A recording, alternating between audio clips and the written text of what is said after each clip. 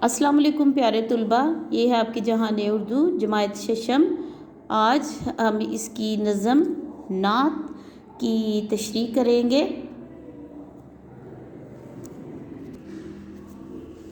नात के हमने अल्फाज और जुमले कर चुके हैं, आज हम इसकी तशरीह करेंगे। सबसे पहले हम इसके तदरीसी मकासद देख लेते हैं कि नात पढ़ने के बाद जो है ना वो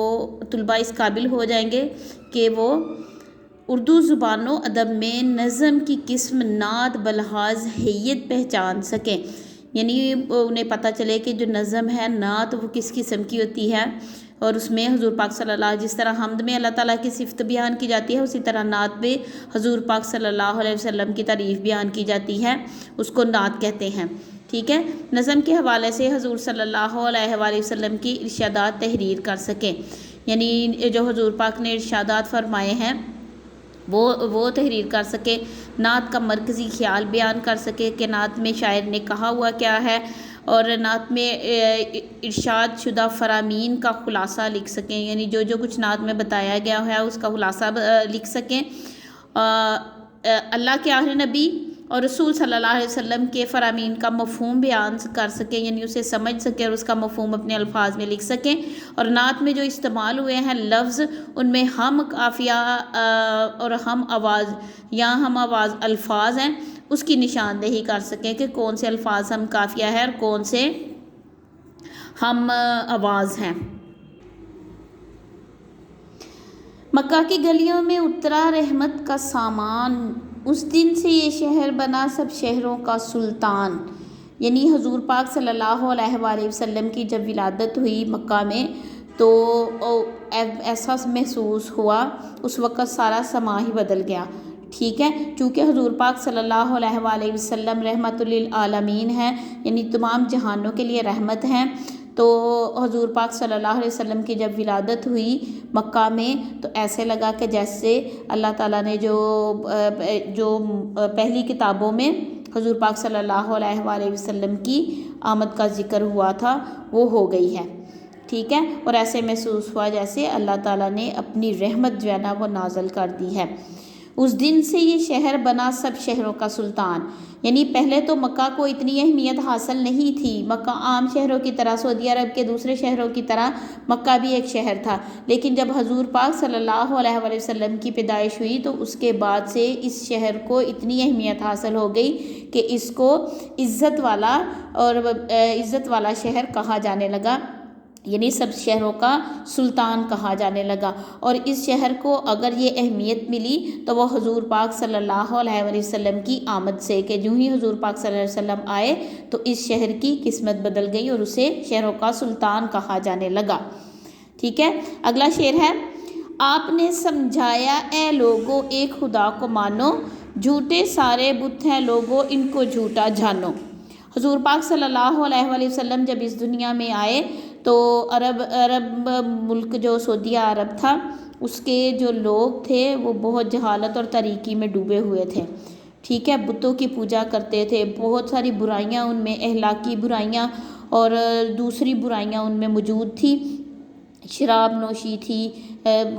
वो बरहना तवाफ़ करते थे मक्का का, अपनी बेटियों को पैदा होते ही ज़िंदा दफन कर देते थे, लड़ाइयाँ उनकी 10-10 साल चलती थी, यानी बहुत सी बुराइयाँ अरबों में उस वक़्त मौजूद थी। लेकिन जब आप सल्लल्लाहु अलैहि वसल्लम आए तो आपने उन लोगों को समझाया कि ए लोगों खुदा को एक मानो, यानी अल्लाह ताला वहदहु ला शरीक है, उसके साथ किसी को शरीक ना ठहराओ। ये जो सारे बुत हैं जिनकी तुम पूजा करते हो ये महज पत्थर और मिट्टी के बने हुए हैं, ये तुम्हारा कुछ नहीं बिगाड़ सकते या तुम्हारे किसी काम नहीं आ सकते, या तुम्हारी जो दरख्वास्तें हैं या जो तुम्हारी दुआएं हैं ये अल्लाह तक नहीं पहुंचा सकते। इनको झूठा जानो, ये झूठे बुत हैं। हुजूर पाक सल्लल्लाहु अलैहि वसल्लम ने खाना काबा में रखे हुए 360 बुत उनको तोड़ा था अपने हाथों से, ताकि लोगों में इस बात का एहसास हो जाए कि ये बुत कुछ भी नहीं कर सकते हैं, ये बिल्कुल बेबस है। یہ بے جان ہیں، بے بس ہیں، اور یہ اپنے لیے کچھ نہیں کر سکتے، اپنی حفاظت نہیں کر سکتے، تو یہ انسانوں کے لیے کیا کریں گے؟ ٹھیک ہے، آپ نے وہ سارے بت توڑے اور فرمایا کہ یہ سارے بت جھوٹے ہیں، ان کو چھوڑ دو، ان کی عبادت چھوڑ دو، ان کی پوجا چھوڑ دو، بلکہ صرف ایک اللہ کی عبادت کرو جس نے ہمیں اور اس دنیا کی ہر چیز کو پیدا کیا ہے۔ ٹھیک ہے، اگلا شعر ہے، لالچ بغض عداوت چھوڑو سب سچے بن جاؤ، جو دیکھے تعریف کرے وہ ایسے اچھے بن جاؤ۔ یعنی اب اس میں شاعر سید نظر زیدی ہیں، اس نے لالچ بغض اور عداوت کے بارے میں بتایا ہے کہ کس طرح جو قریش کے لوگ تھے یا عربی لوگ تھے، وہ لالچ میں ڈوبے ہوئے تھے، ایک دوسرے سے بغض اور کینہ رکھتے تھے، ایک دوسرے کے ساتھ دشمنی تھی، اتنی دشمنی تھی کہ ان کی لڑائیاں 10 سال چلتی تھی اور وہ ختم نہیں ہوتی تھی، جس میں بے جا لوگوں کا خون بہایا جاتا تھا۔ ٹھیک ہے، انہوں نے کہا، حضور پاک صلی اللہ علیہ وسلم جب اس دنیا میں آئے تو انہوں نے ان ساری چیزوں کو چھوڑنے کا کہا، اور انہیں کہا کہ سچے بن جائیں اور اتنے اچھے بن جائیں اپنے اخلاق سے، اس کا ثبوت دے، اور اتنے اچھے بن جاؤ کہ جو بھی دیکھے وہ آپ کی تعریف کرے اور آپ کی مثال پر چلے اور آپ کے راستے پر چلے۔ ٹھیک ہے، اگلا شعر ہے، اپنے تو پھر اپنے ہیں بن جاؤ بھائی بھائی، غیروں کو بھی اپنا جانو ان سے کرو بھلائی۔ اب شاعر جو ہے نا یہ سید ظفر زیدی ہیں، وہ یہ نعت میں ہدایت کرتے ہوئے کہتے ہیں کہ حضور پاک صلی اللہ علیہ وآلہ وسلم نے جو وہاں کے لوگ تھے، مکہ کے لوگ تھے، ان کو ہدایت کی کہ یہ سارے تمہارے اپنے ہیں، ٹھیک ہے، تم آپس میں بھائی بھائی بن جاؤ۔ ایک تو اس کا یہ مطلب ہے، دوسرا اس کا یہ مطلب ہے کہ جب حضور پاک صلی اللہ علیہ وآلہ وسلم نے مکہ سے مدینہ ہجرت کی تو انہوں نے ہر مہاجر کو، ہر انصار کا بھائی بھائی بنا دیا، اور مواخات کی وہ مثال قائم کی جو رہتی دنیا تک زندہ رہے گی۔ ٹھیک ہے، انہوں نے ہر ایک کو ایک دوسرے کا بھائی بھائی بنا دیا۔ انہوں نے یہ بھی ساتھ فرمایا کہ غیروں کو بھی اپنا جانو ان سے کرو بھلائی، یعنی یہ نہیں ہے کہ تم مہاجر اور انصار ہی بھائی بھائی ہو، کوئی تمہارے پاس مہمان آ جاتا ہے، کوئی دوسرے شہر سے دوسرے ملک سے آ جاتا ہے تو ان کو بھی اپنا جانو، ان کے ساتھ حسن سلوک سے، اچھے اخلاق سے پیش آؤ اور ان کے ساتھ بھلائی کرو، ان کے ساتھ اچھائی کرو اور ان کے ساتھ نیکی کرو۔ ٹھیک ہے، اگلا ہمارا شعر ہے، آپ کی ساری باتیں اچھی جو بھی اپنائے، اس دنیا اور اس دنیا میں اونچا رتبہ پائے۔ آپ صلی اللہ علیہ وآلہ وسلم کی، حضور پاک صلی اللہ علیہ وآلہ وسلم کی ساری باتیں جو انہوں نے ارشاد فرمائی ہیں وہ بہت اچھی ہیں، بہت مفید ہیں، بہت کارآمد ہیں، وہ ہر ایک کے لیے فائدے کی باتیں ہیں۔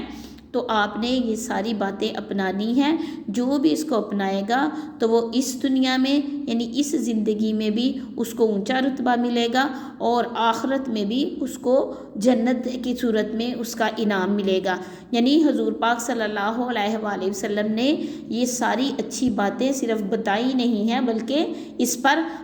خود عمل کر کے پہلے دکھایا، پھر صحابہ کو اس کی مثال بنایا، اور پھر تمہارے لیے یہ آسان بنا دیا کہ تم اس پر عمل کرو۔